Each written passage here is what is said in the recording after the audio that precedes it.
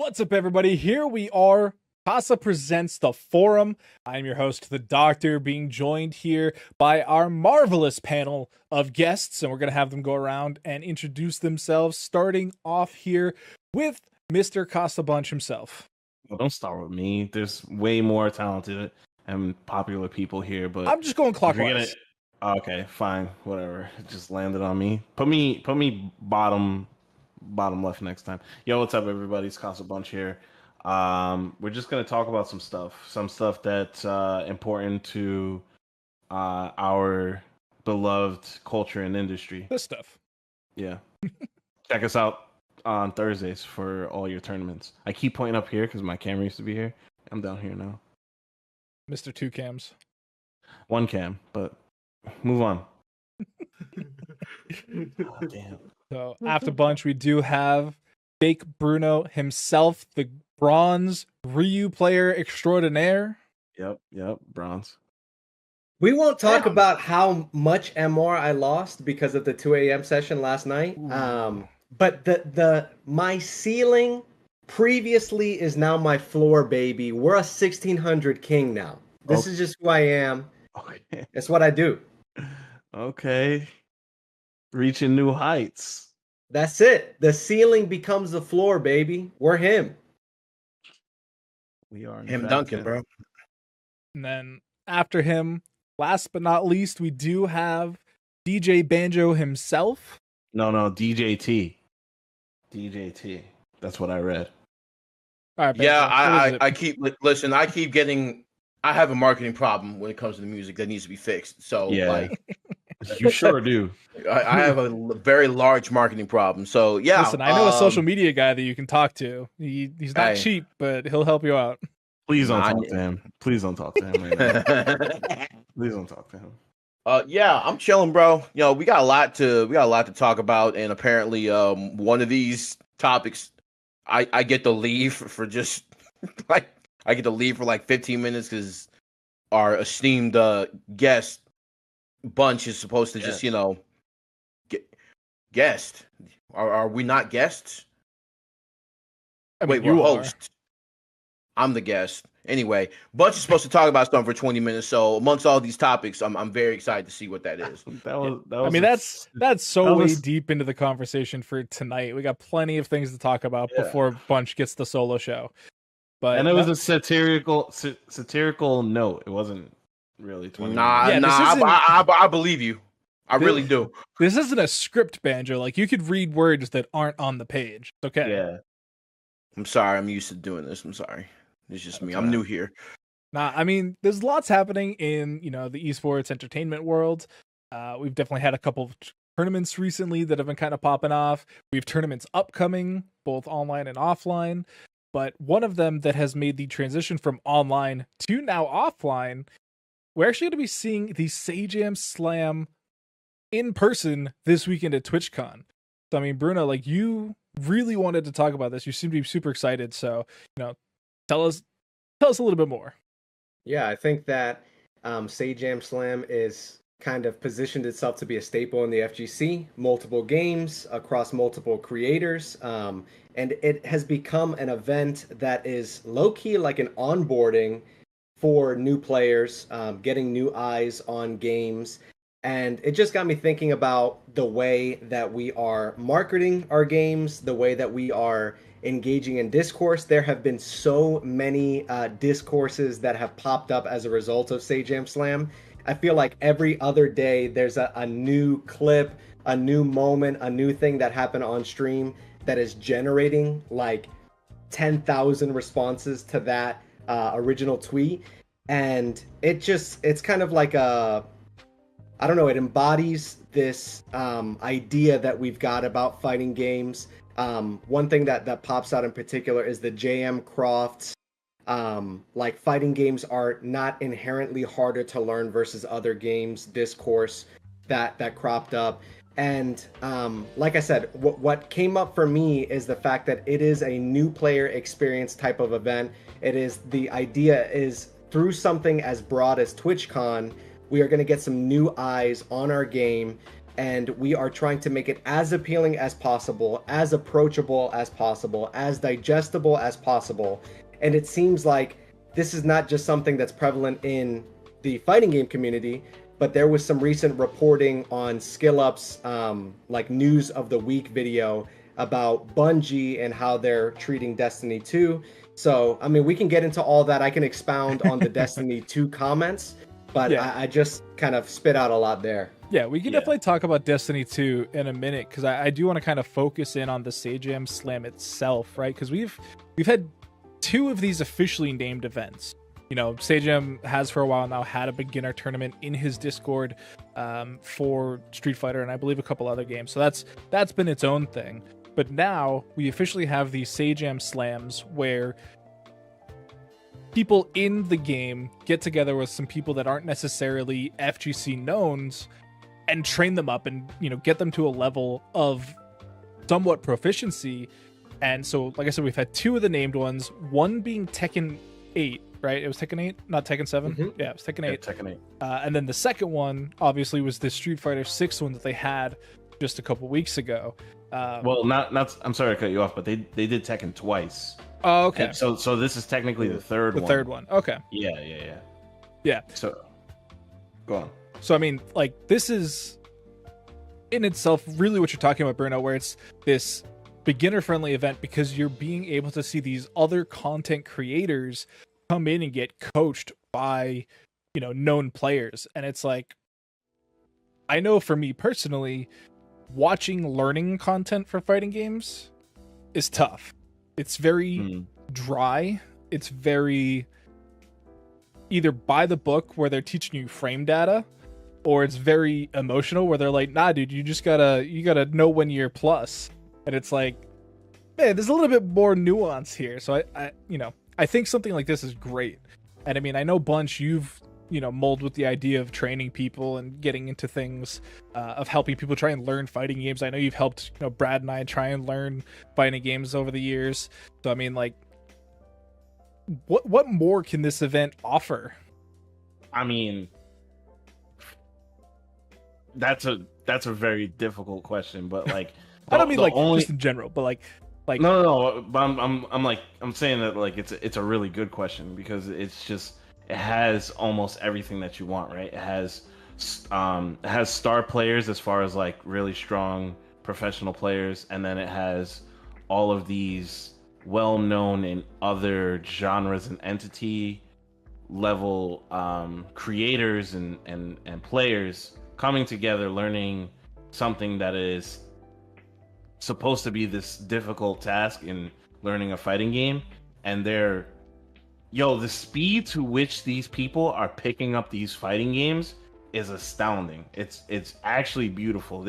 There's things that like these players that just started playing this game like a couple months ago or a couple of weeks ago are doing things that I can't even do in game. So it's like really cool. Like, so I just want to bring attention to one team specifically, Team Shine.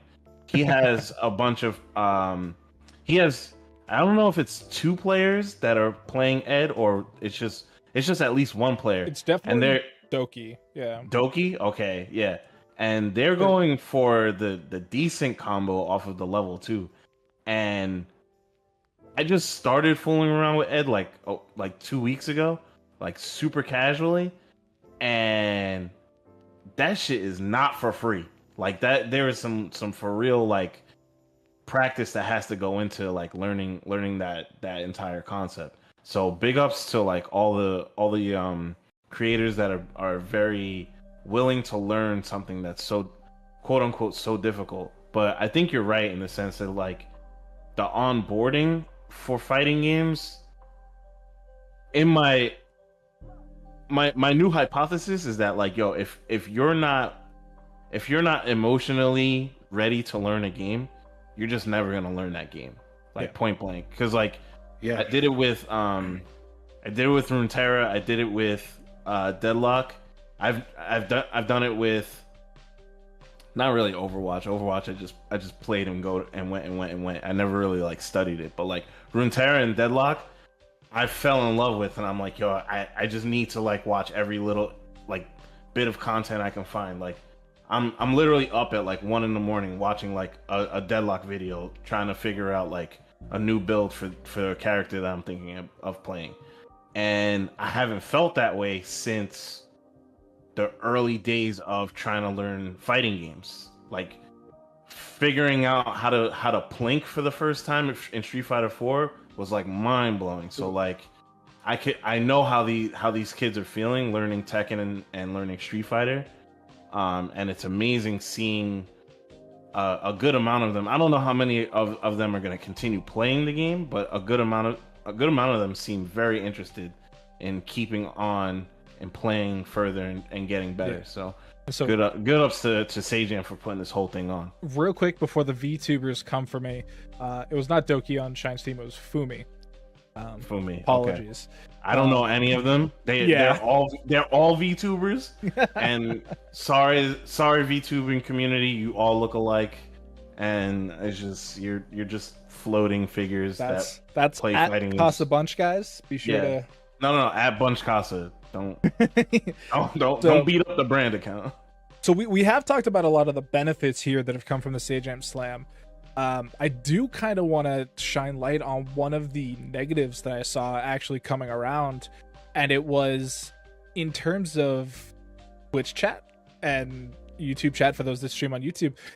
Apparently, there were a whole lot of very, backseaty, toxic style of comments to the point where I've seen multiple people in the Sajam Slam come out and say, man, this would be awesome if I hadn't streamed it. Right? Like they're like, this whole experience has been awesome. Like the training with these players has been amazing. The competing against people has been amazing. Learning this new skill has been super cool. But I'm getting these Twitch chats that are backseating me. They're insulting me, or they're giving me outright false information was something I saw one of them saying as well. And they were like, had I known the correct information, I wouldn't have lost 2 days of prep for this event. All right. I think that's interesting. My take is like, I think that kind of backseating exists in any game. And it's part of the reason why you see it often in like stream titles, like you see no backseating, and it's part of a lot of streamers' rules. So I don't think it's unique, but I do think there is an ethos about the fighting game player that's like, I'm aware as someone that's watching Shine stream, as someone that's watching Automatic stream, I am a member of this community, and you, VTuber, are coming from outside into my space. Therefore, I have the grounds, and I have like this grand conception of what I bring to the table, and it's like it's misplaced. But I do think when someone is coming from the outside in and they're coming to an established community, an established audience, they get like uppity and they get like I've been going to locals for 5 years. We won't talk about the fact that they're going 0-2 for those last 5 years, but like I've been a part of this thing. I've put in the time, therefore I can just be a piece of crap in your Twitch chat. You know what I mean? Yeah. I mean these are the hard stucks, right? Like these are the people that aren't taking the time to play their own game. They're using their time in as an excuse. And so, I mean, Banjo, I know you've kind of been also coming over into fighting games from, other genres and stuff. And I mean, I know you're not so much of a content creator to like these people are, but like, right. I know in person, this is not the experience, right?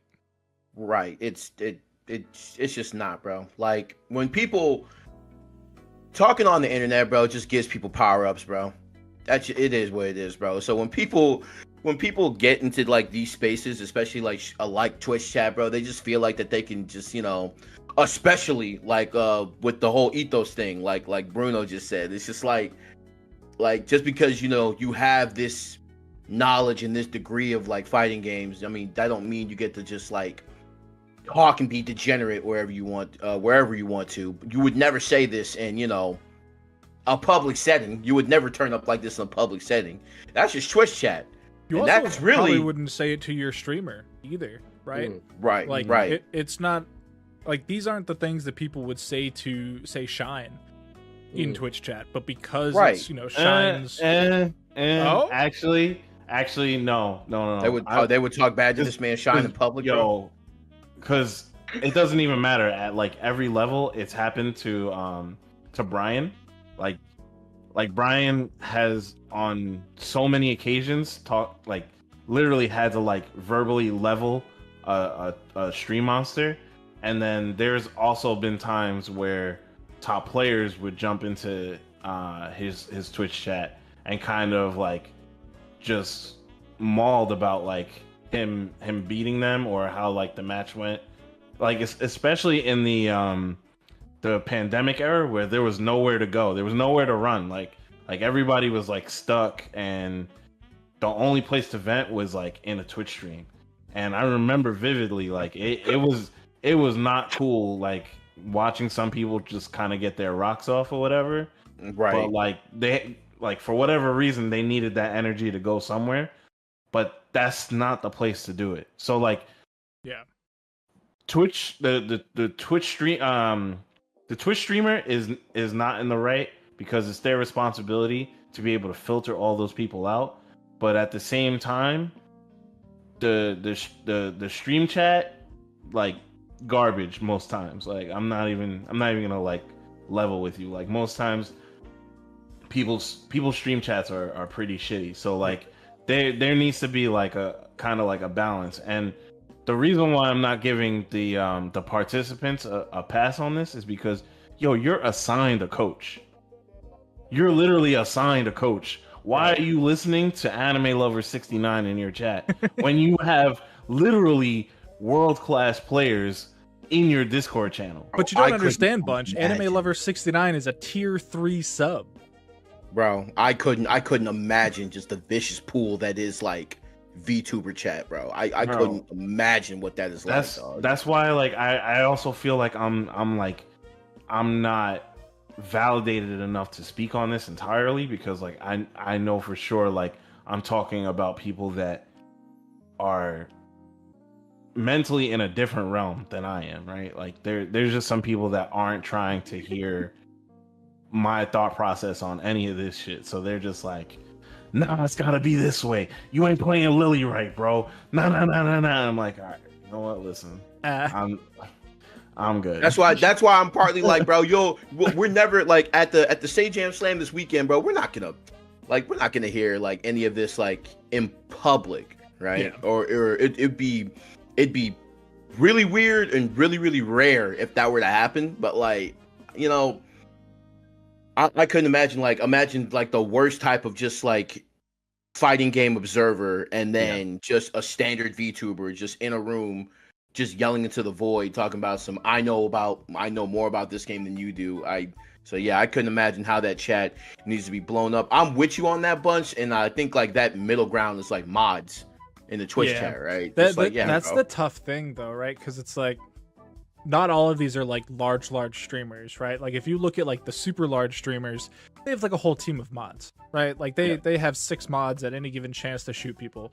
But like when you start getting to these smaller creators, you know, they're not going to necessarily have like mod teams, right? They're going to have like their friends in Twitch chat that they've known for a while that they gave a sword to, and they're not always going to be online. So it can be tough to moderate when you get these like bigger events. And it's to the point where it's like, I've always said that tournaments should not have a chat.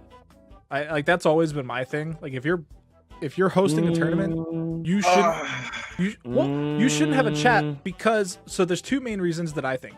One, it is incredibly hard to moderate effectively, because you're not going to put your social media guy on sword duty while also trying to get, you know, clips out. And 2, sometimes they're going to distract your talent.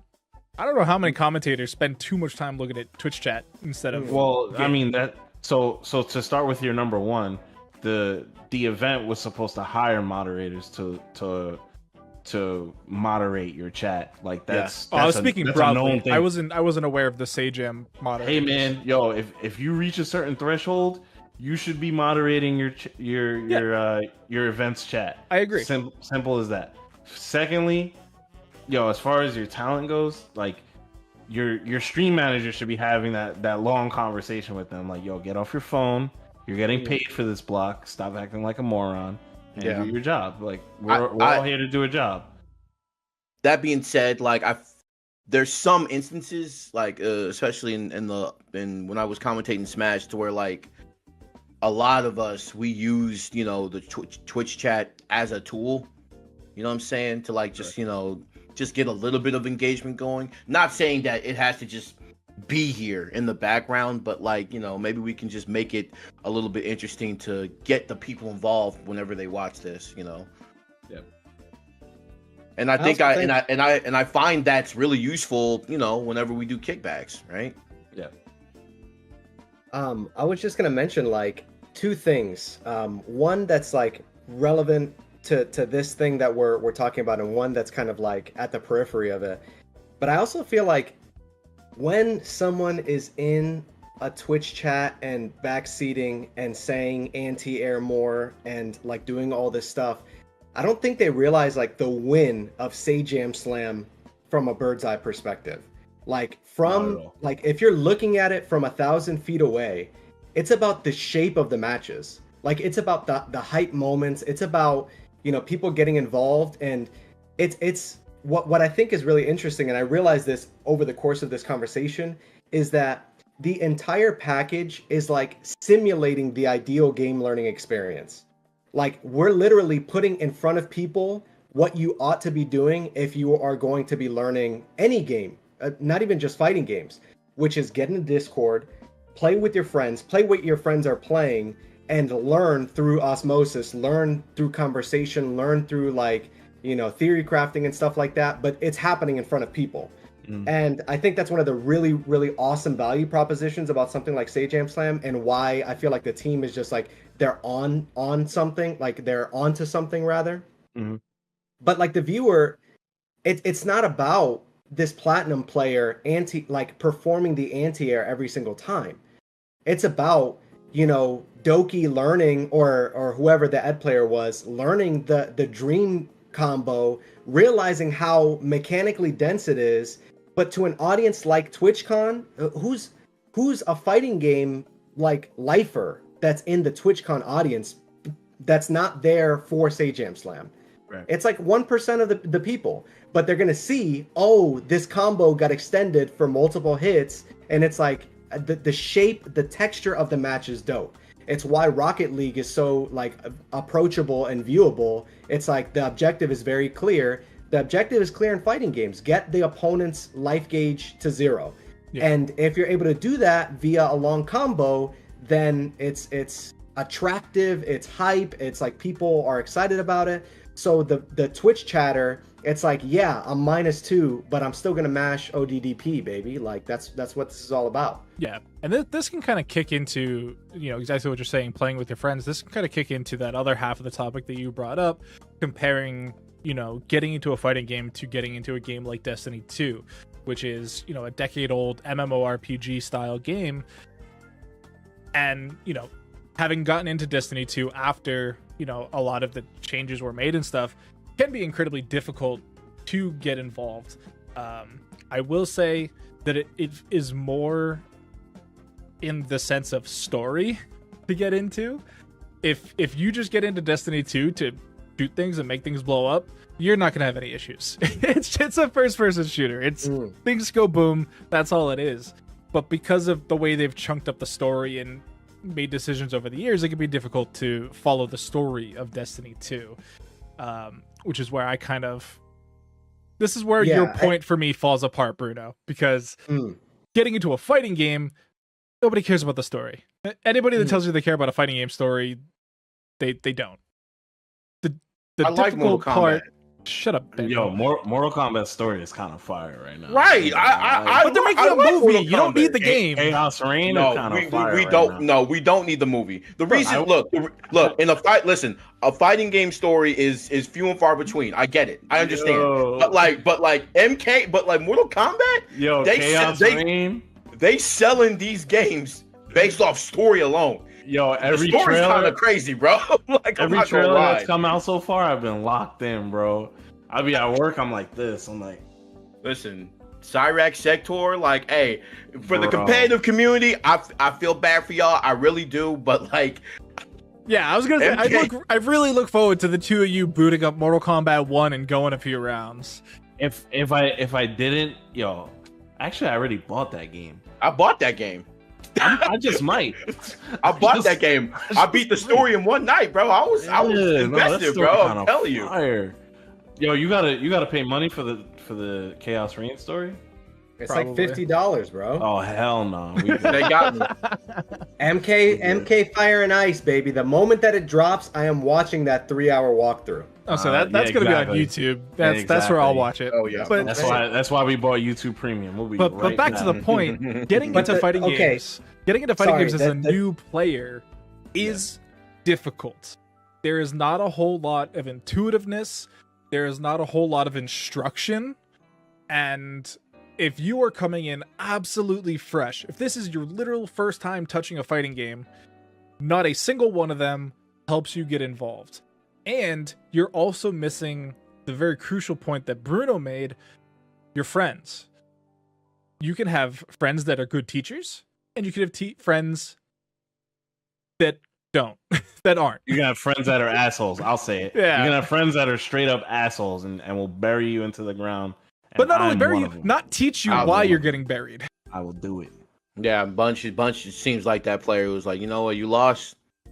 All right, come on, let's run another one, bro. You'll get it. Run it eventually, back. bro. Like, Yeah, bunch will hit randomize and Run it back. then run you over. Run it. The reason for bringing up Destiny 2 is that there was recent reporting about Bungie going back to the drawing board about how they're going to attract new players. Like, this is something that they're actively thinking about, especially with like the layoffs that are going on in the gaming industry generally and broadly.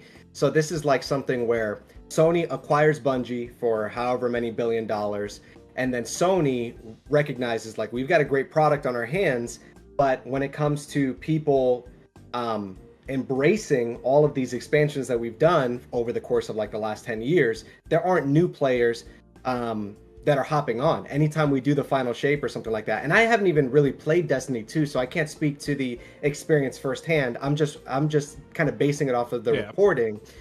But I think that Sajam Slam and things like it go a long way in saying like, okay, this person, Lily Pichu is having fun playing this game that I'm familiar with. I at least know who the iconic characters are. I know who Ryu and Chun-Li are. They're in Fortnite. So like, let me investigate. Let me dig a little deeper. I wonder if they are privy, like the production team or like Sajam Slam, whatever their infrastructure is, if they're privy to how many units they sell as a result of this event. No, I don't think Sajam Slam will have any knowledge I about wonder that. if there will be a noticeable increase that Capcom accounts for, and therefore does more events like it, partners with the community more. We got, did get the Collegiate getting Sajam into the Slam space. stickers, so that was insane, by the way. I never huge. thought I'd see something like that. And like, that's kind of, don't you think that that's kind of like, the game now, to where like games that have like a that are going to be in the market for a while, or games that are competitive, or games that have just a long plan like Destiny, don't you think like we want more casual players? Like, isn't that kind of the game now for a lot of games, really? Like, don't you think it's like kind of like a lot of companies' game plan to be like, hey, we want to expand the reach of our game, so let's get more casual players in here, so that way they can see. I feel like that's kind of what Sajam Slam, is about, because it's like, hey, I mean, your favorite VTuber can do it, maybe you can do it, maybe you can come and play, right? And I feel like with a game like Destiny, it's like you kind of need you do need enough casual content. You do, but like at the same time, you do need the casual fan base to be like, oh man, I want to go check out Destiny. So, both of you are definitely not wrong in that. yeah. And I feel like that's kind of like where the market is going for video games anyway. Is like, that's why people think like games like like Dark Souls, like the Soul series and games like that is like, the allure is that the game is so difficult. But like, were y'all there when Battletoads existed, bro? Were y'all there when like the most annoying games like this was a regular thing for us, but it's just like King. Right, but it's just like, you know, a difficult game is niche, but yeah, a difficult game doesn't attract that many people as a easier game would. Yeah, I think the industry is in a weird spot right now. I mean, Bungie also not immune to layoffs. They got absolutely hammered with layoffs, actually, to the point where the Destiny 2 community is in not good shape. It's kind of like Project M at this point, you know, those of you that may remember that. But yeah, I mean, it's tough to have a game as a service like Destiny and continually attract new players without just an ever ongoing carrot as a narrative driven game, right? Like Fortnite can do it because they can throw Black Cat at you and you're going to get all the gooners. Destiny can't exactly do that because they have a narrative that they have to spin and a narrative that they have to run. So it's a very interesting thing. And then, you know, you see studios like Arrowhead with the release of Helldivers 2, you know, obviously it exploded. It then fell down to like a very consistent like 20k, you know, players. And then, you know, it got kind of dark there for a little bit with all the nerfs. But regardless, when they came out and in an interview said, no, we expected, you know, 10, 15,000 players concurrently. This is what we expected. We've exceeded that. Like, we're cool. Like, we're chilling. And it's like, I'm seeing more developers kind of have that thought process of like, we understand that growth is not infinite, right? You will never have infinite amount of new players. Right. So take care of the ones that you do have. Right. I think everybody gets, you know, caught up in this allure that, you know, and we talked about this a couple of weeks ago, and Doctor made this point that like, yo, like just because we make this game, like it has to do like gangbusters, you know, to be a success, and it really don't, to be honest with you. Like, yeah, like, I mean, perfect example. I mean, I'm sorry, we can only talk about the things that we know, but Street Fighter 6, 4 million copies sold. Like, people are calling that a flop. People are calling that a flop, which is crazy. Right. You sold 4 million or something. This flop, B. Like, bro, where's the numbers in that, bro? I don't understand, bro. That's so good. I think Black Myth Wukong sold like 20 million in the first like, few weeks. It's reaching a totally different audience. It's not like the same comparison. Right. But I'm like holding my tongue on this conversation because I could like talk for 5 hours on this alone. But like, if you look at something like Astrobot, which popped off, and on Twitter, people are calling it like Game of the Year. You know, you can have whatever argument about platformers and the quality of the game, but that is a standalone game. Each of your install base has invested $70 to purchase the game, but that's where the dollars end, and it doesn't go beyond that. Therefore, something like, you know, Sony greenlit like 12 games as a service titles in production. Concord came out, it flopped 2 weeks, and literally like the servers are going like dark. Well, but that's a gamble that they're willing to. Those are already gone. Those servers are dead. They're cooked. But that is a gamble that Sony is willing to make, because if they drop something at Helldivers level or above, then it pays for the development costs of those other 12 projects. And this is one of the things that fighting games, and we talked about this the other night, Bunch, which was like, battle passes. It's why you see battle passes in Tekken and battle passes in Street Fighter, but the implementation is so cooked. It's like, who cares about an avatar costume? At this point, we only have 3 costumes per, and it's true. Those are the people that you're trying to attract with it. Yeah. But I don't feel like Capcom or Bandai Namco have really picked up on the model for success, monetizing and kind of getting a long tail on the money. But that's something that 2XKO is primed to do, because Riot is the architect of that kind of infrastructure for their games. Bruno, what's ideal for a battle pass, bro? What goes in the ideal battle pass? Let's just say you got a battle pass that goes from very, very light, so from 1 to 10, bro. So what goes in the battle pass, bro? My thing is that like they didn't start off with this in mind.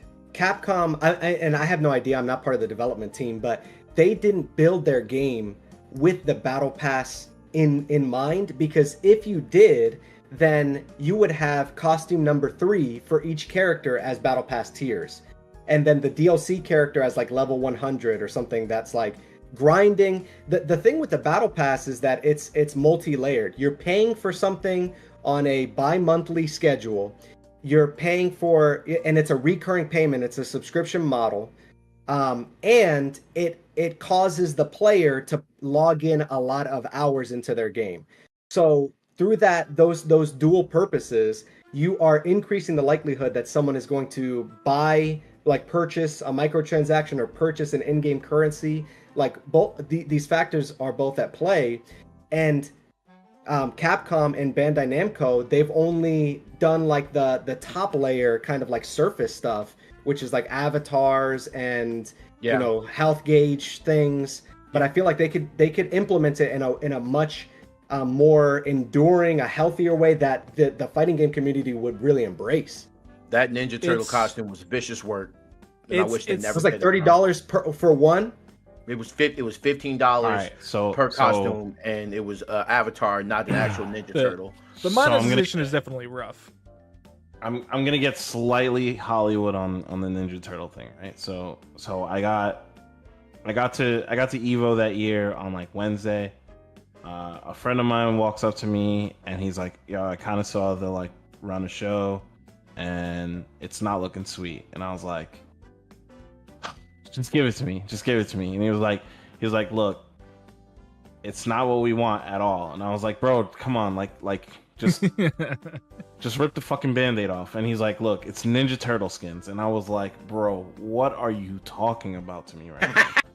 And so like everything that we saw, it was like literally, but in that hour or two where I was pissed off, I had to take a step back and understand like what they're going for, right?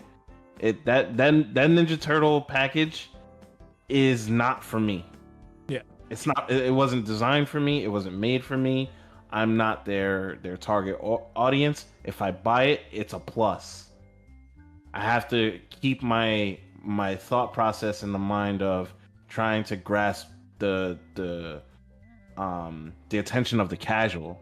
It's again the Sajam Slam effect, where we're introducing this game to a bunch of casual people who have a wider net for fan base and could show them that you could also learn, you could also play this game. And then down the line they're like, "Oh shit, they also have Ninja Turtle skins in the game. Oh shit, there's a whole single player option that I can run around as Raphael beating up Ryu and with a French fry backpack. It's like Fortnite all over again, but Street Fighter." So like, I think that's the part where us as fighting game fanatics and hardcores, we kind of miss that portion where we have to take ourselves out of the equation and say not everything is for you. Yeah. You're getting 4 characters every year. Like, be happy with that. Be happy with the fact that the game is constantly getting updated, or there's a $1 million prize at the end of the year that you could potentially win if you put the work in.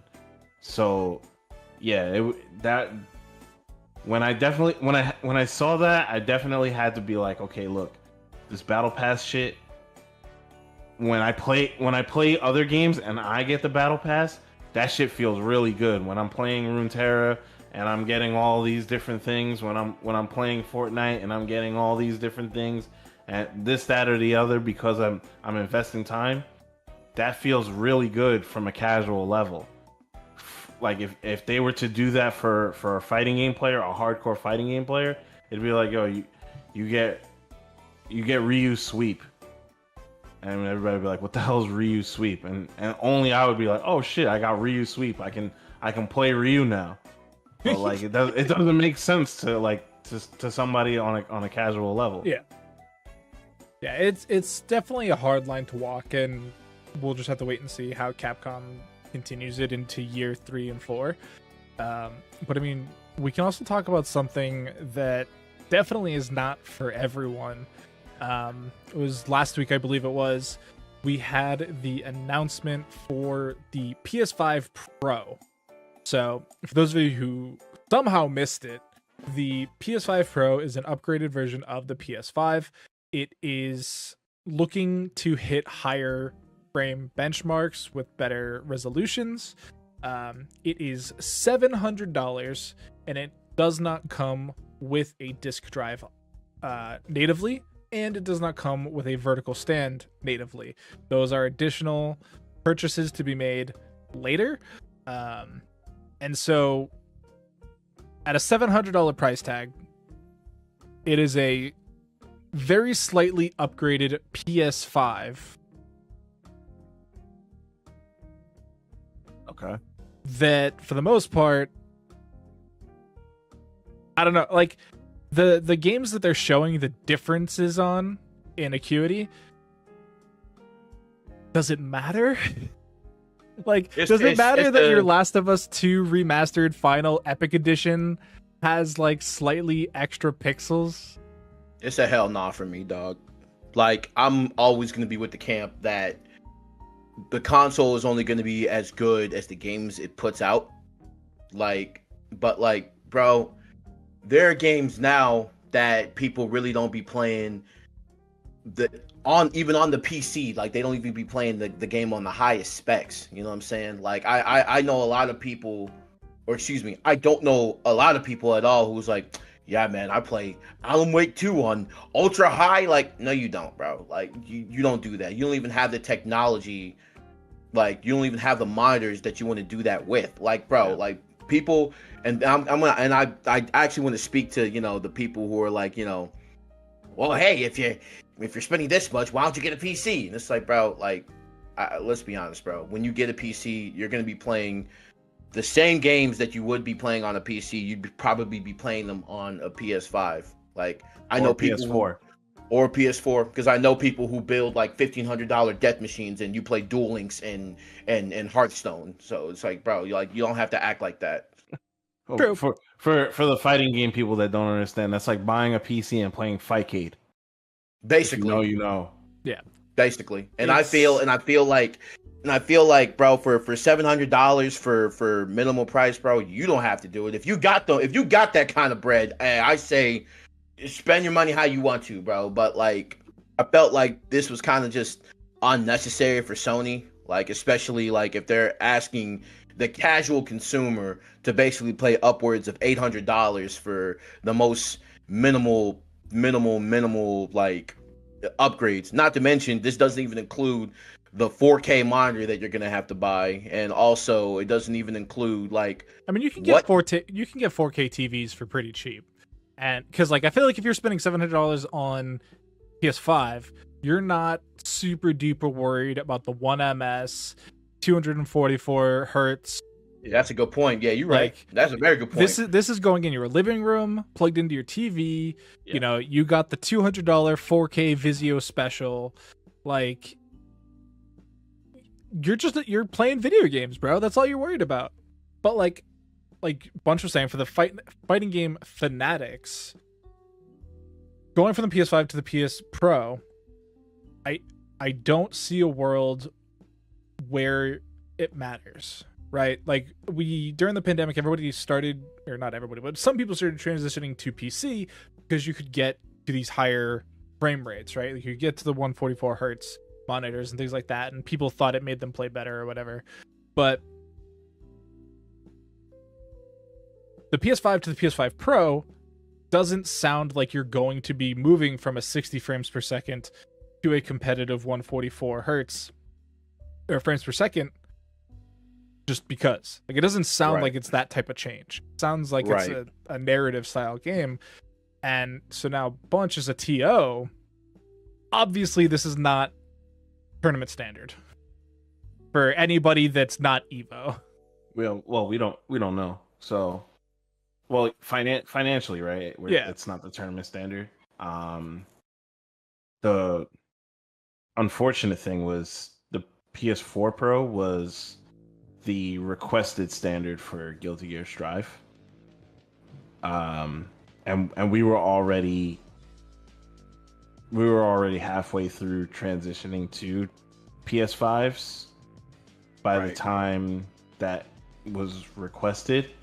So it was rough. It was very, very rough for a point in time.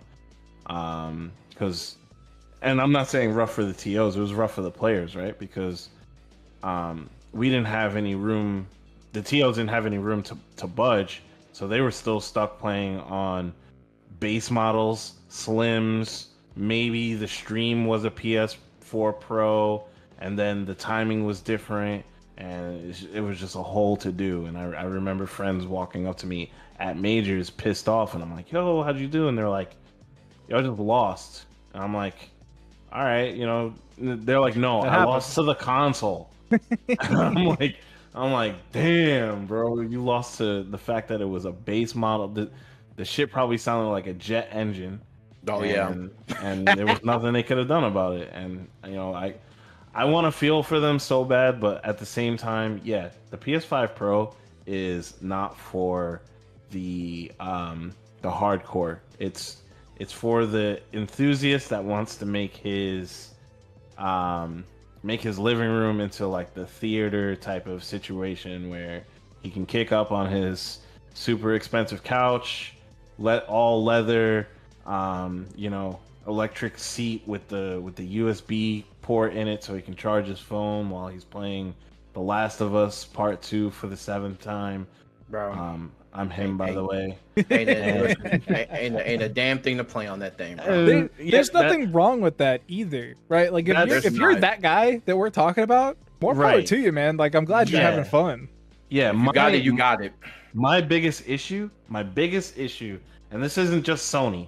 I'm looking at Sony, I'm looking at Microsoft, I'm looking at Nintendo, I'm looking at all the big players, I'm looking at the third party devs and everything when I say this.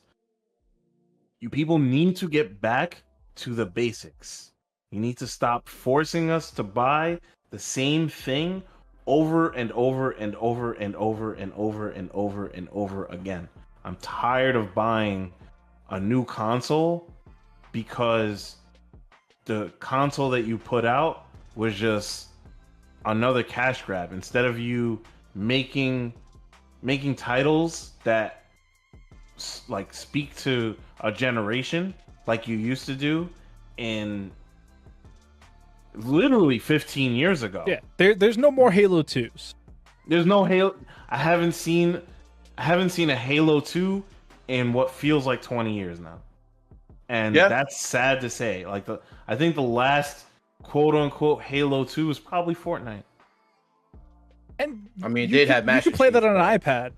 And you could play that on your phone, my brother. Yeah. I think you're underestimating how big COD is, though. Because COD is like, you know, although it's not for us, it's on my PC, though. No. But here's the thing, is that like, if you want to argue COD's last good COD, where everyone was like going absolutely bonkers over, was probably like Black Ops 2 or 3.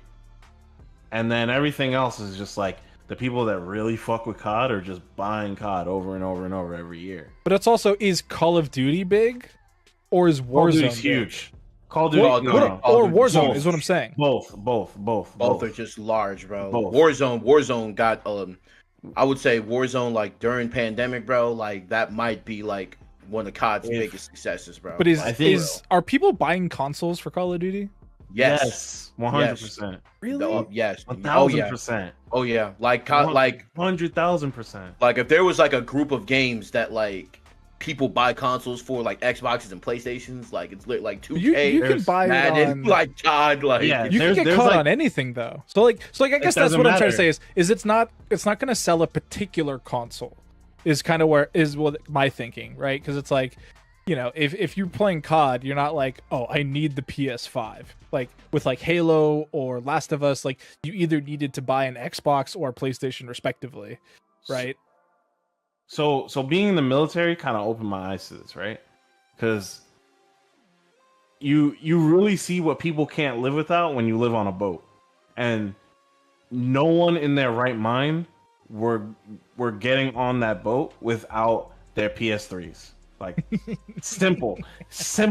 And at that point in time, it was PS3 or Xbox, right? Xbox 360.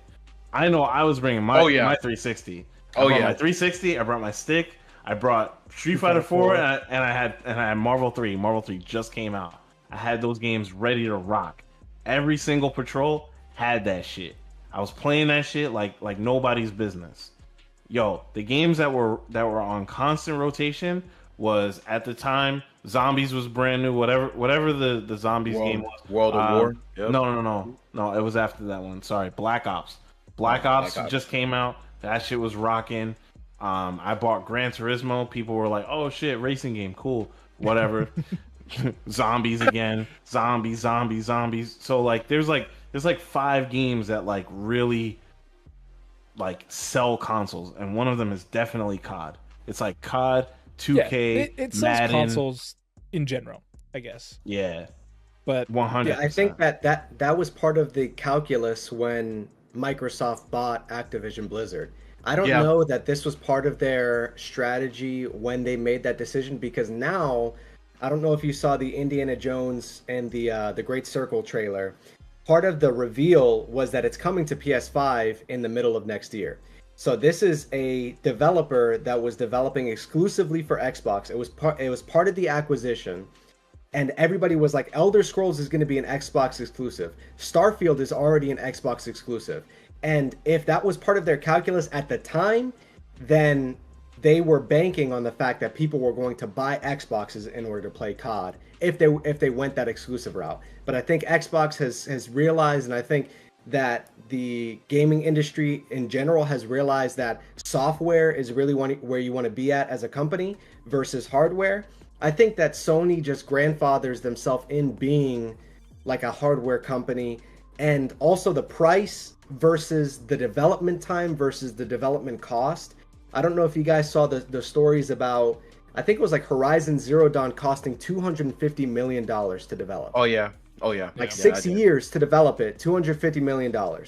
If the PS5 Pro cost $400 million to develop over the last like 3 to 4 years, then the numbers kind of are finicky. And they all know that they're gonna operate at a loss in terms of hardware. All of these companies know. That's why freaking Nintendo hasn't made a new console until like Q1 next year, But Nintendo also goes out of their way to not, pixel peep, right? Like they're not trying to slam a 4090 into their handheld. Right. They focus on their quality. No, Nintendo. They just did that OLED shit. That's just a screen. That's just a screen. That's just a screen. Like, that's not. No. But you're not hearing me. They did that OLED shit to sell consoles again. They're putting out the same thing. They're giving you the same. Yo, it's PS5 to PS5 Pro. It's Switch to OLED Switch. Like you're. Yeah, bro. All right. Yes, cool. they're re-releasing it, but they're not. Console. They're not trying to graphically push the envelope, which is I'm trying to talk about like Bruno's point in that, like, they're lost leading their consoles. Nintendo isn't lost leading their consoles nearly as much as Sony is. And I mean, even Microsoft's taking a step back and focusing more on compatibility by driving Game Pass and eating up these developers and things like that to try and be able to make everything as smooth as possible. Bro, you were having crazy recency bias because the DS was remade and resold like 5 times. Hey, them boys was cooking with that. And you were playing Pokemon on it in 8-bit. It was the DS. It was the DS. It was the DS Lite. I think you and I are misunderstanding each other, bunch. I'm not saying that. Hold on. It was the DSi. It was the 3DS. And then it was the 2D. The 2DS was sick. I had one of those. No, it was not. I love that thing, bro. Listen, I don't think Nintendo's gonna operate at a loss. Like, these boys sold cardboard to people. That too. Shit, I forgot about that. That's real shit. And it's like the third highest selling console of all time, the Switch. These boys, Nintendo. They made their money back. It's not a high-powered console. Right. These boys, Nintendo, are too powerful, and it's not a high-powered console because it's almost as if it doesn't have to be. But no. It didn't have to be, right? Like there was a time where they could just sell Wii's like it was hotcake. But that was also a time where the PC wasn't popular. Like having a PC was not like the main thing to have when it came to video game entertainment. That is Like, true. Actually, like these guys are not adapting to the times, and it's showing every single time. I still think that the Switch 2 is going to be the best selling console ever. It can be whatever, but they're showing literally that they're trying to play catch up. Like whatever they put out with the Switch 2, they're just doing this like pretending to play catch up, or like trying to appeal to this market, and they have to get back to what made them amazing in the first place, which was amazing games, quality products that always like wowed you and it made you want to play these games forever. Like I want to play Ocarina of Time right now. Like literally I want to turn that game on right now and play it. I think you can just on a Switch for like $30. You don't think Nintendo is doing that? In the year of I would argue to say that Nintendo is honestly leading the way. The Switch 2 is going to release at 1920 by 800 resolution. Wait. Leading the way in what? I would say, as far as console games, I would say that like Nintendo is like kind of leading the way, because they were kind of the first ones to really implement the whole, oh hey, do you want a game without being at your house? You know, like they implemented that with the Game Boy years ago, and leading up to now, it's a different market. It's full on a different market, I think, Banjo. But they cornered that market decades ago, generations ago, and every time somebody has stepped up to that plate, they have gotten smoked every single time.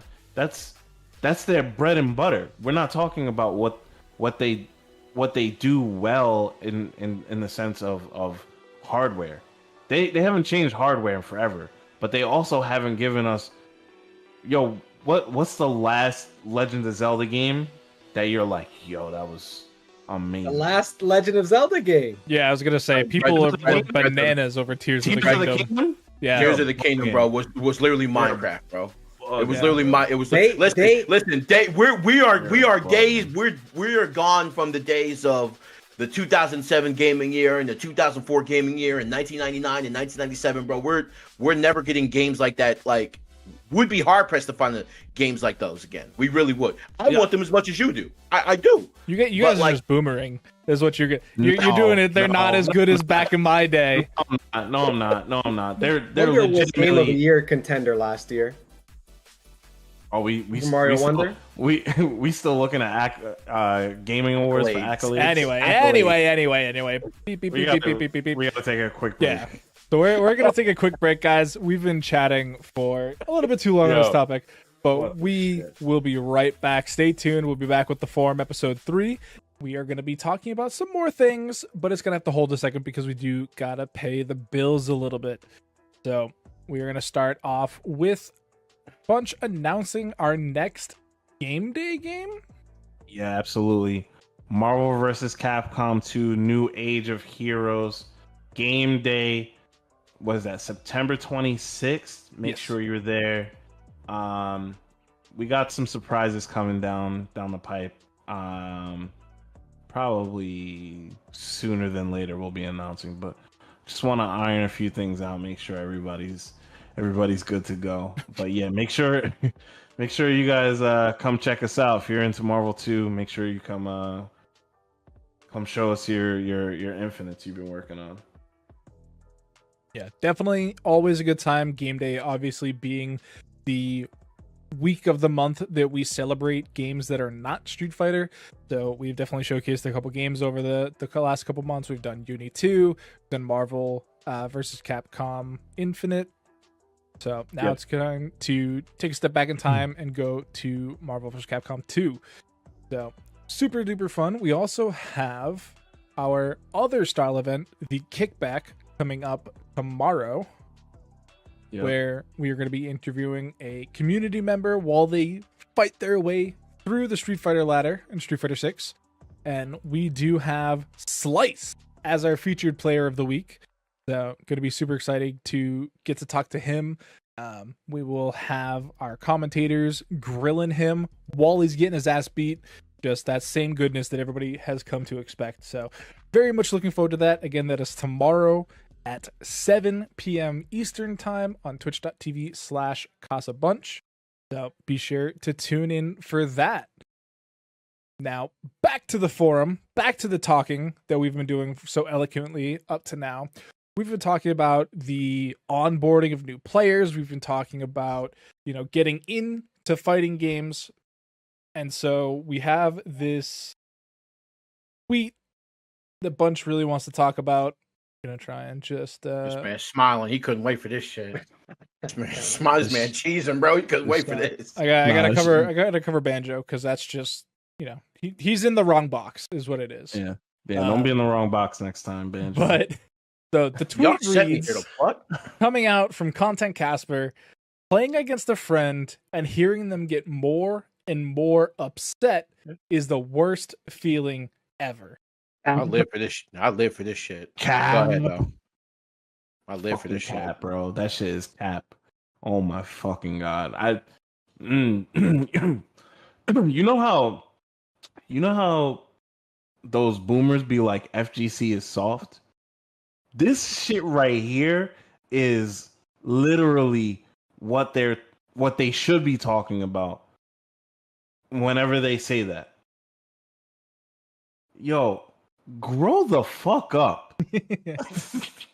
What the fuck is wrong with you? So this is a bit of a weird one because it?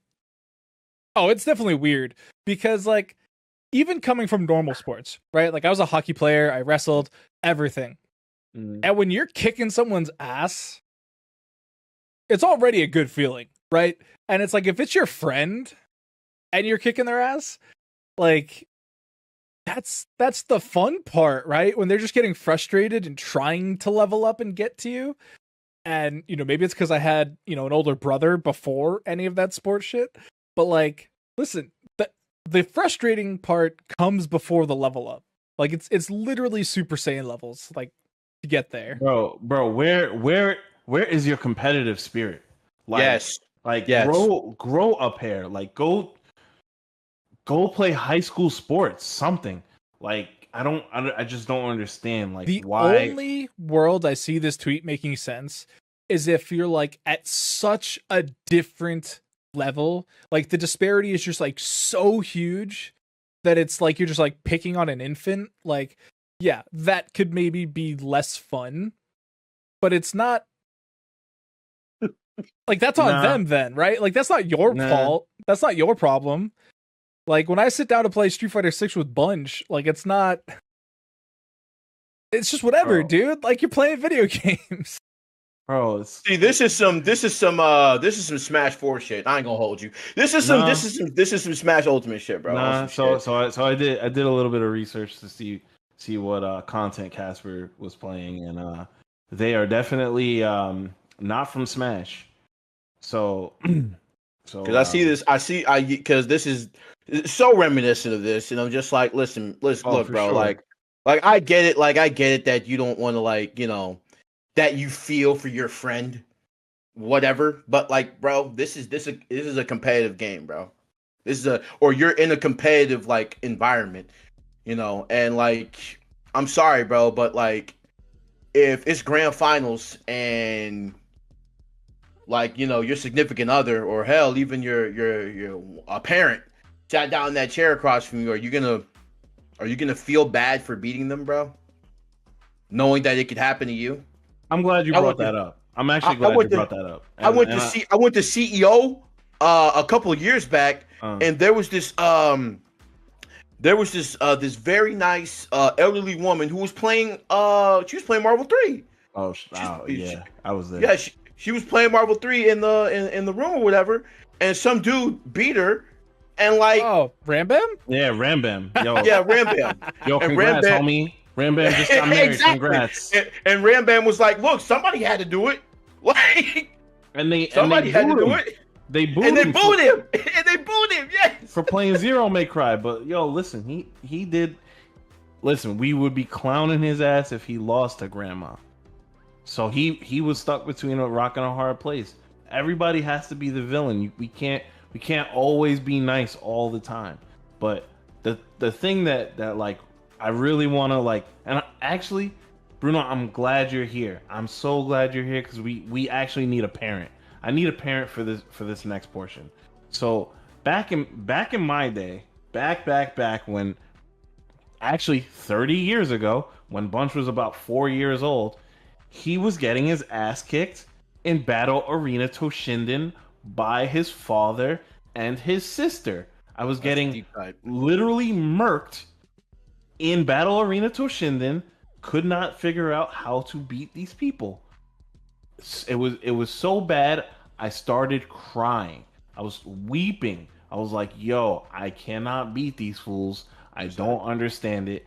Like this is just so demoralizing."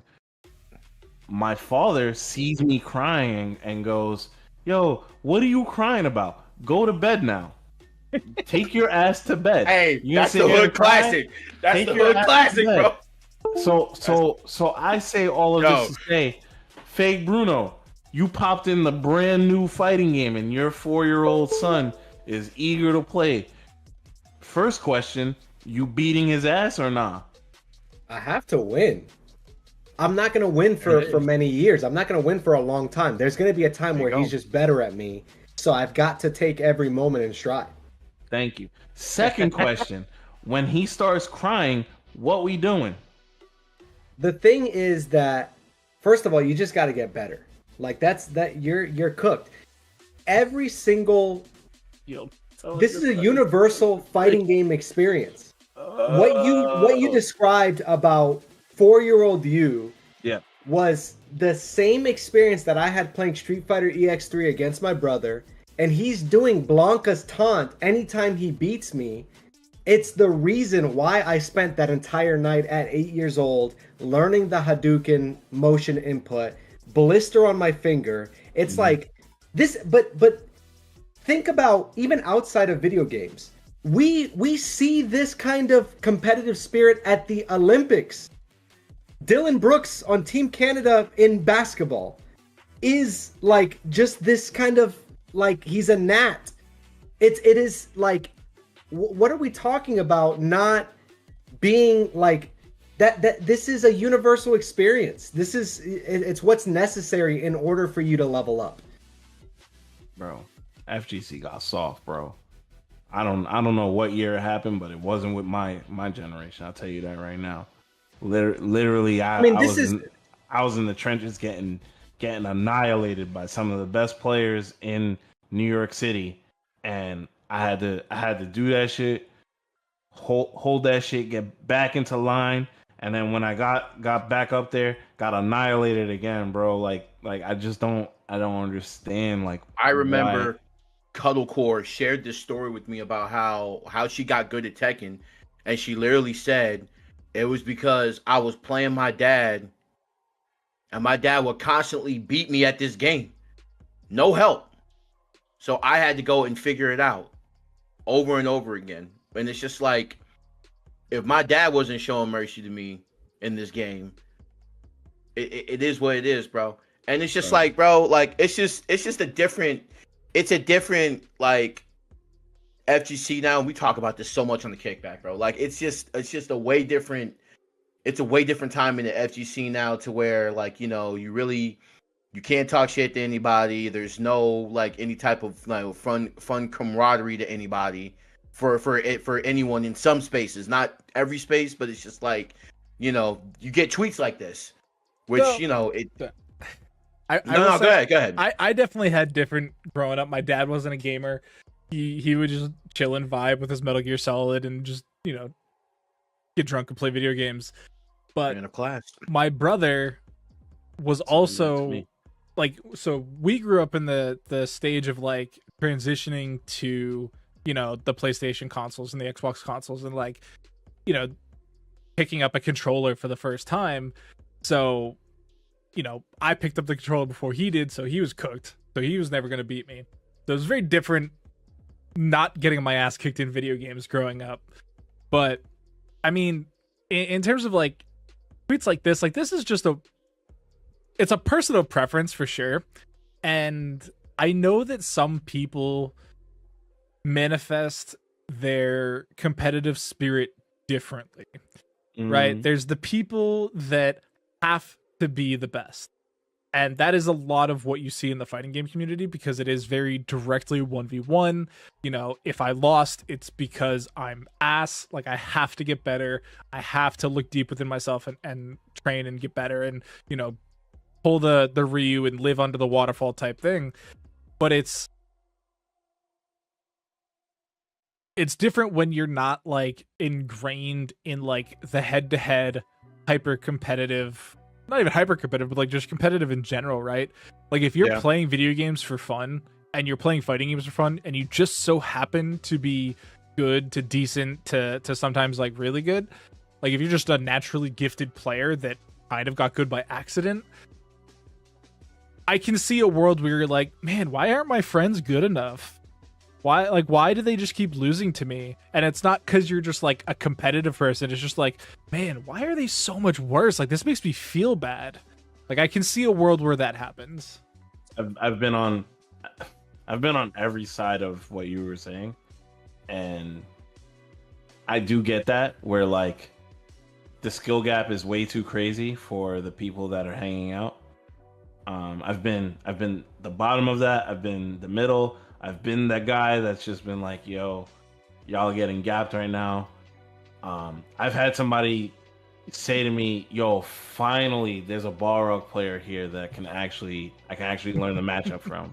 Oh, damn. I had to eat that from one of my mentors. Damn. Yeah, that, you know, 2011 was a different year. It was a different time. You know, everybody's clowning me because I be back in my day in it, but like, it was real. Oh yeah, 100%. You know what I'm saying? So you say what you want to say, but all of this shit where like we can't get hype in the crowd, we can't say, oh, you know, God.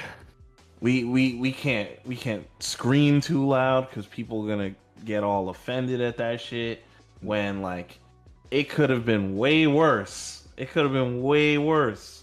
Way back in the day, it was way worse. You don't even need to say way back in the day for that. Like, I've been to events with Kaba. I've been to events with like the cool kid's wife. I'm not talking about volume. I'm talking about people literally using slurs that you are not allowed to use. Straight slurs. Straight up F-bombs, N-bombs, R's, everything.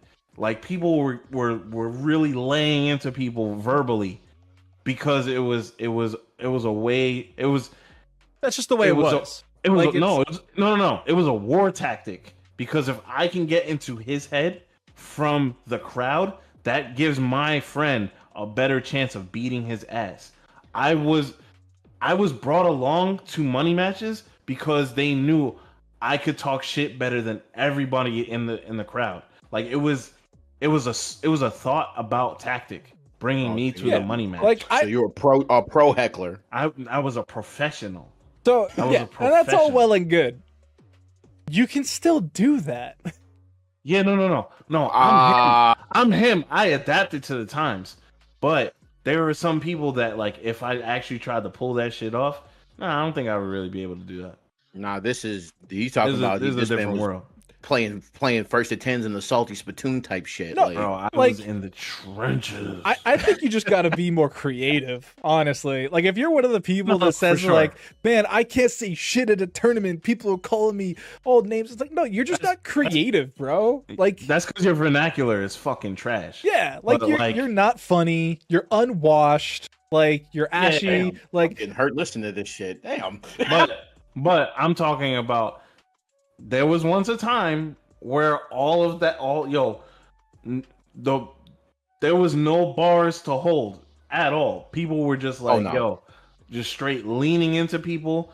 Like, crowds literally had to be, for lack of a better word, segregated, because it had to be like, yo, player 1, your friends can only be over here. Player 2, your friends can only be over here. because it's gonna get rowdy in this bitch. I do and wonder. There was no space for it. I do wonder how much of that was because you didn't have a choice, right? Like your options are go get called a slur for 3 hours, or just not play the video game. Yeah, no.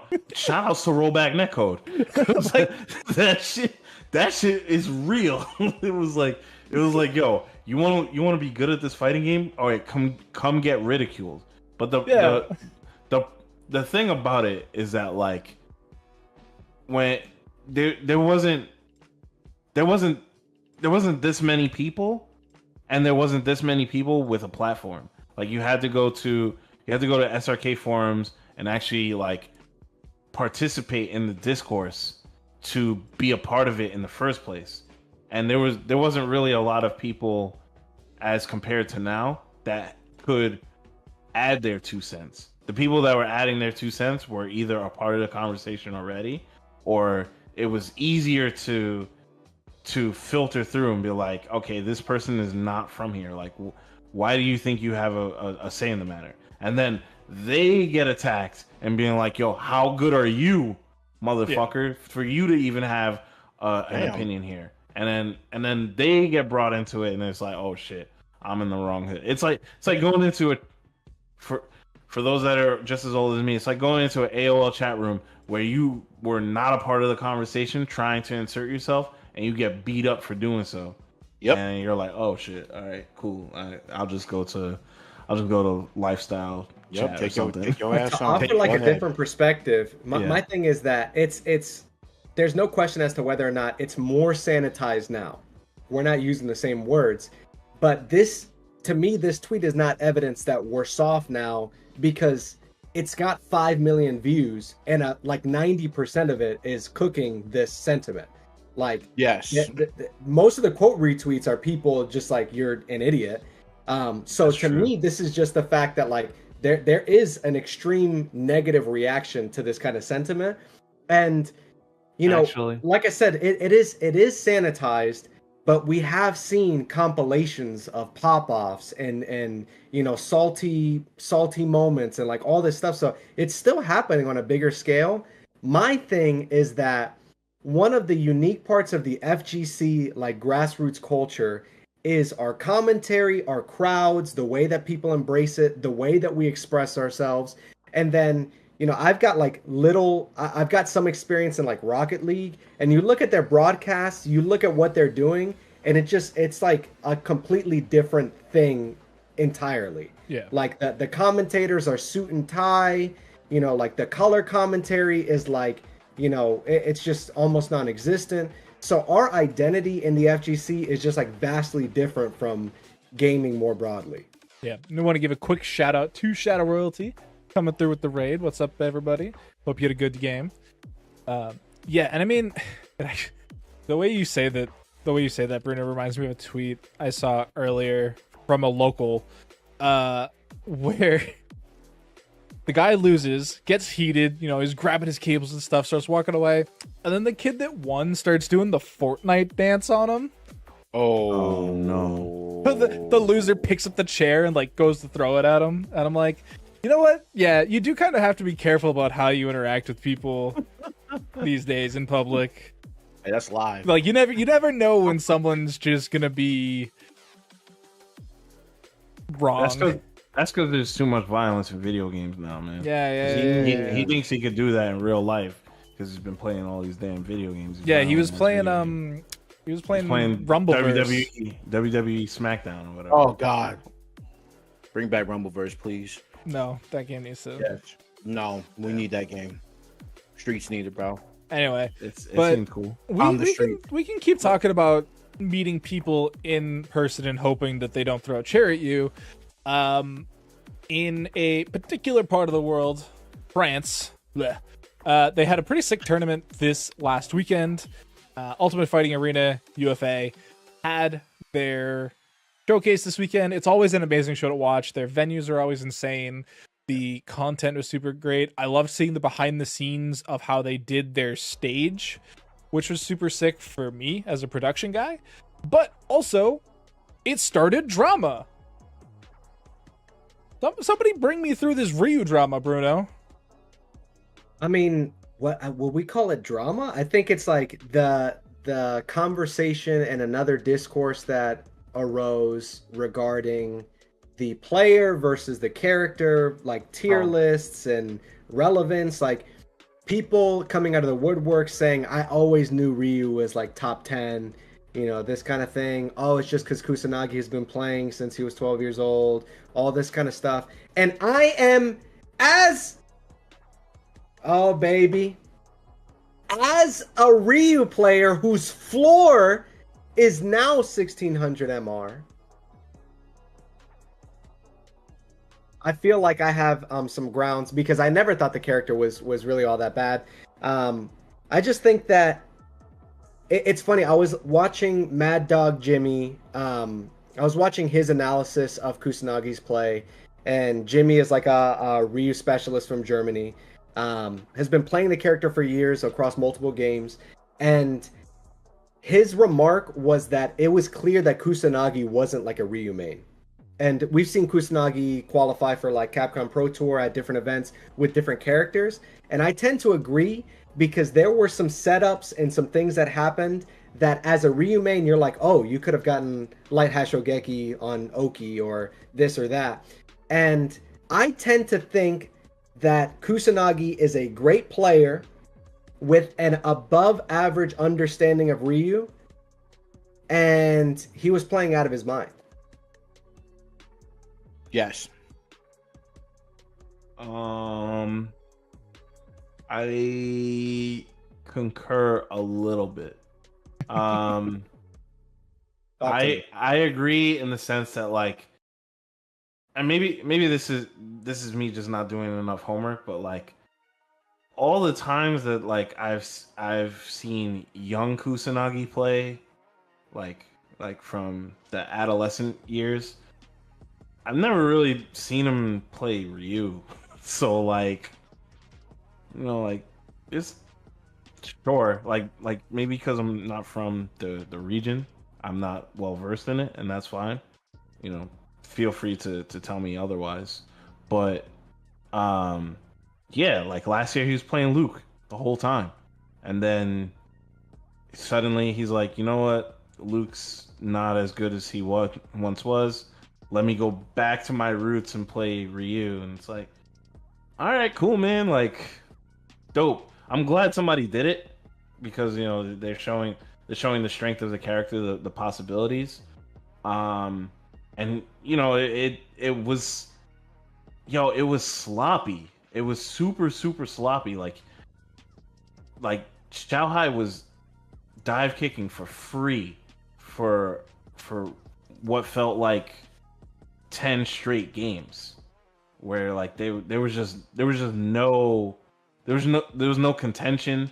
There was no like adaptation to be like, all right, well, if I'm missing the DPs, let me try air to air. He finally got around to doing perfect parries, which is really nice, but then he started missing those because Xiaohai was changing up the timings on when he was doing dive kicks, to straight up at one point just doing empty jump throw. And then it kind of all snapped and it started working in his favor. He plays really well off of the crowd energy, which, if that's a power up to you, then God bless, it's awesome. But that run in top 8 was literally like get it out the mud type of feel. Even if he was in winner side, like the first game that he played against Zangief Bolato, just, man, he was down 2-1, brought it all the way back to win 3-2. That was incredible. And then and then the grand situation when he was playing against Xiaohai, it was just like, if I went back in time, I would bet on Xiaohai 1,000 times. Like there's no way that I would have called Kusanagi winning it. The way that like Xiaohai just rose from the dead against Valmaster, being down 2 games in 1 round, and then completely flipped the script and won 3-2, and then went into grand finals with all that momentum and was literally showing people like, yo, I have this kid figured out. It's done. he's whiffing in my face. I am a KOF champion. You don't do that. And I just want EWC. You do not do that to me. Right. And I don't know. Somewhere along the lines, I don't even want to say that like Xiaohai got rattled. I don't think Xiaohai really does that. I just really think it was just some like really good calls for 3 games worth of wins, and even so much so like that last round where he got 5 throws off, and then Xiaohai magically found the up forward button, and then got DP'd on Wake Up, and then got EXDP'd right after. Yeah, it was like, yo, what if Xiaohai blocked, bro? Like, but like at the same time, it's like it doesn't matter. He didn't. Yeah, so. And it's, sometimes things just break your way, and that's what happened for Kusanagi. Like, there's definitely a lot of skill and practice and knowledge that goes into it, but I mean, there's still luck at the end of the day, But yeah, I mean, and I know that some of you probably saw the Kite tweeting that clip about Xiaohai, beating that fireball with the level 3, and then everyone calling him dumb that it was a buffer. This kid literally slows it down frame by frame to show the double 214 to get the super off. And it's funny because Kusanagi actually quoted it and was like, "Yeah, I thought he was baiting me, and then he just did it." Well, he was baiting. Did he throw a fireball? I mean, but that's the thing, is that he was baiting him, and then he stopped so that he would feel comfortable, and then he was like, "Yeah, I'm Xiaohai, bro. I'm him." But like, that's the thing, is that if people actually did their homework, Xiaohai's been doing this since Street Fighter 4 and even before that. So like, there was already conversations that Xiaohai was watching people's meter, because he did this to Daigo. Daigo was playing neutral with Ryu, and he kind of had the tendency of throwing EX Fireball at that spacing. So instead of watching Ryu, Xiaohai drops his eyes to the meter, and once the meter lowers, he then ultras through the fireball. He's not asking any questions. Crazy. So yeah, so he's doing things that a ton of players do, where they're watching resources and not so much what the character is doing. He knows that the guy is frazzled and he doesn't want to go anywhere. Momochi does the same thing. When he confirms with the stun bar. If there's a stun bar in the game, if there's something that he can utilize as a tell, he'll use it. So, which Xiaohai, is that's gonna circle all the way back to the conversation at the beginning of the night, where it's like, man, like, how do you onboard new players? Because as a new player, you're watching the character, man. You're like trying to see this guy punch you in the face, not pay attention to the meter to see if he's throwing, an OD fireball. You damn sure don't onboard them with that. Well, yeah. But I mean, that's just like a hint of to level up. Right. That's the level of detail that these guys are looking for, right? Like it's the people that punish Shoto's reeling their arms back instead of punishing the fireball once it's out. Once it's out, it's too late. You're looking for the arms drawing back and turning blue. Yeah. But the lifers are the ones that like catch on to that kind of stuff and disseminate that information. And that's true for Valorant, that's true for Rainbow Six Siege, that's true for all of the high level games. And it's what I mentioned earlier about learning from osmosis, because in that Mad Dog Jimmy breakdown, he just made one remark that I had never considered. I think you can confirm crouching jab into ODDP to beat out OD amnesia if you've got the projectiles on you, if you're playing Ryu. And that's like a situation that I've seen a number of times. It's not super prevalent. You're not always playing JP, especially in Season 2.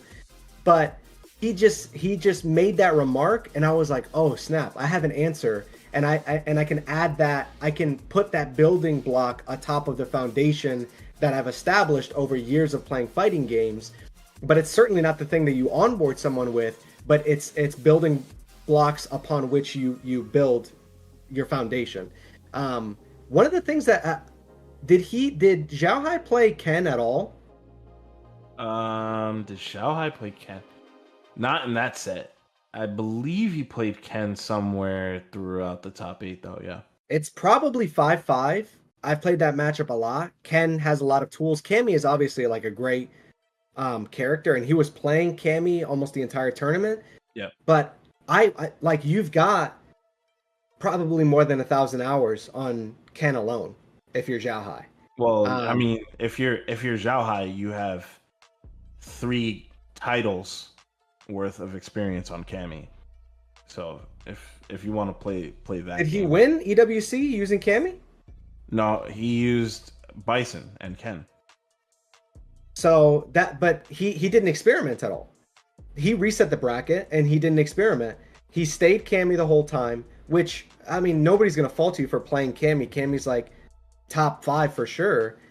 But I thought that was a huge just, it was a question mark for me. It's not, I mean, Xiaohai knows more than me, but it was a question mark. Yeah. Also to add to that is, like, I think he was doing too well, which sounds crazy. I think he was doing too well with Cammy to even make that determination, right?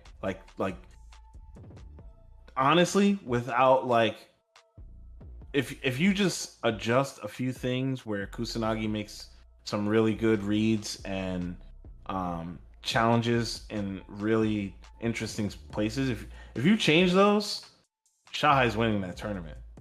But, like, Kusanagi just put it all out there and made it happen. And there's no amount of coaching that can make me go, hey, yo, Xiaohai, just try Ken. Yeah. Yeah. Like, it's going so well. You just smoked this kid for a whole set, and I'm gonna walk up to you and be like, yo, Xiaohai, like, try Ken, bro. Or, I don't want to dominate in here. But the tweet about throw loops and the OD dive kick, Xiaohai forced that same scenario on Kusanagi in the left corner like 2 rounds prior. So it like, the whole conversation, the thing that sucks is, like, I've been playing fighting games. I played Melee in 2015 and played that up until today. Okay, I start Street Fighter V at the end of its life cycle, probably like 18 months before Street Fighter 6 comes out. Street Fighter 6 comes out and I'm performing at a higher level. 1600 is not that good. I know it's a bit, dude, but it's the game that I put the most amount of hours in, and I'm like seeing a result.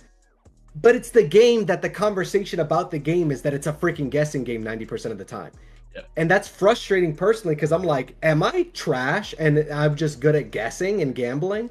Or is this a game who prioritizes guessing, yes, but also has really, really deep mechanics to master and pick up? And it's something that I tweeted out recently. Ryu is the most milquetoast character in the roster. The most basic. He always is. He always has been. Like, that is his and that's okay. goal. That is his function, is to be a white dude. That's just it's chilling. Like playing neutral and throwing fireballs and forcing jumps and anti-airing. But the fact that he has Hashogeki and what that affords you on offense is such a deep layer. Like, you could talk hours about what that earns in terms of depth of gameplay. Light Hashogeki and the Denjin charge. And to me, it's just evidence of the fact that Street Fighter 6 is a freaking deep game, and it can be a guessing game in the corner sometimes, but you have like 9 different options to neutralize throw loops. You'll get punished if you guess wrong, but it's not for a lack of options. And it's, so my question, and it's a rhetorical question because we only have so much time in our lifetimes, but, like, is the game better sans throw loops? Maybe. But is there any point in talking about it until it happens? If it happens? I mean, if we're looking at, like, historicals, right? Like 5 lost them. You can argue that 5 was probably in a better place once the majority of the throw loops were eradicated, right? But 5 didn't have parry. 5 didn't have parry, but 5 also had, safe activation. Yeah, it had its own things. Yeah, yeah. There's shitty parts of every Street Fighter. Like we're not debating that, but I don't know if I like throw loops. I'll say it. I'll say it. I will say like they're throw not loops engaging to watch. for you because, again, to the whole casual competitive conversation, I know what that guy is going through right now, trying to get out of that. I know, Right. what his options are. I know that if Xiaohai backdashed one time, this conversation is different already. Yeah. I know that if Xiaohai DP'd, this conversation is different already. So like, or if somebody with such masterful execution like himself found the throw tech, this conversation is different. But it's not. Like he got thrown 5 times and then he did the most like crazy shit ever and forward jumped, which was like, again, it's a read. It's all a read at the end of the day. So you can sit here and say that you don't like guessing, but do you really want to play a game full of option selects? Do you really want Street Fighter 4 back, where you're covering 3 options with something as safe as a jab? Or like the old Gear games where you can DPRC. Do you like what do you want as like the consumer, right? You have to really have that conversation with yourself and be like, do I want fireballs that I can cancel the active frames on and I can follow it, or do I want the fireball that I can dash up afterwards, or do I want everything to feel like Samurai Showdown? And another part of it too is like the verbiage that we use, RPS suggests that it's a clean 33% for any option. Right. If he were to ODDP in the corner, he still has to guess right on his Oki aggressing against Kusanagi. He has to force his options and present clean offensive pressure, which is the reason why Kusanagi won. He was putting clean pressure on their block, spacing really well, throwing out fireballs at ranges that Ryu doesn't typically throw out fireballs, and putting a lot of fear into his opponent's head by presenting options that they otherwise don't see all the time, which is why the ODDP won him the whole tournament. But RPS is a misnomer. I know that people get that intuitively, but it fails to recognize the amount of processing power that you have to afford each decision that you make in fighting games. Yeah, and I mean it's always going to be a guess, whether it's, all the different reasons that, we were talking about. And I mean, at the end of the day, what happened. They're playing on a patch. That's the patch of the weekend. You gotta play what's given to you, and maybe next tournament's a different patch. You never know. But so as we are hitting our time limit, I do want to give a quick round the table. This time we're going to go counterclockwise. So starting with you, Banjo, what's coming up next for you in the old life cycle? I got DreamHack Atlanta. I will not be doing anything video game related at all. No. What are you going to be doing? No video game music? You know what? That's actually true. But I will be DJing the after party, so that's really cool. And then after, I'll be chilling with all the homies at East Coast Throwdown. I'm very, very much looking forward to playing and, being at a CPT major in a premiere event. It's really, really cool. And that's honestly like the highlight of the fall for me. So I really can't wait to be there. And then we got Bruno. Is it getting back to the 1600 Ryu, or are we going even further beyond? I got so fried yesterday playing ranked until 2 a.m., denying my responsibilities as a parent, putting everything on the line, sacrificing everything for internet points. You can't say that on the internet, And man. I got so rocked. I invited so many of my opponents to custom rooms for me to say, oh, it's great to play a character that just plays the game for you, and make like a million passive aggressive remarks. I told myself, no competitive games for the day. I'm playing Plucky Squire with my wife, and I'm living my best life. In addition to that, we've got CFGC stuff going on. I've been lending my talents as commentary for some of those tournaments that happen throughout the week. Really cool organization at CFGC_GG trying to bring fighting games to the collegiate level, because you can get freaking scholarships playing Rainbow Six Siege or Rocket League or all these different things. But we're trying to make it so that my son in 2042 can get a full ride scholarship playing Street Fighter 9. So love it. Love what they're doing. Yeah. So Bruno, being a good test dummy, saying that nothing good happens after midnight on the ranked ladder. You always got to set that limit for yourself after midnight. Back to the casual queue. But Bunch, I know what you have coming up, but the chat doesn't. Yeah, so I got about like 6 games of Deadlock tonight coming up. My dog. Definitely playing that back to back to back. No, for real though. Every Thursday, Casa Bunch. Make sure you lock in. We do a different format every Thursday. This week coming is our ladder.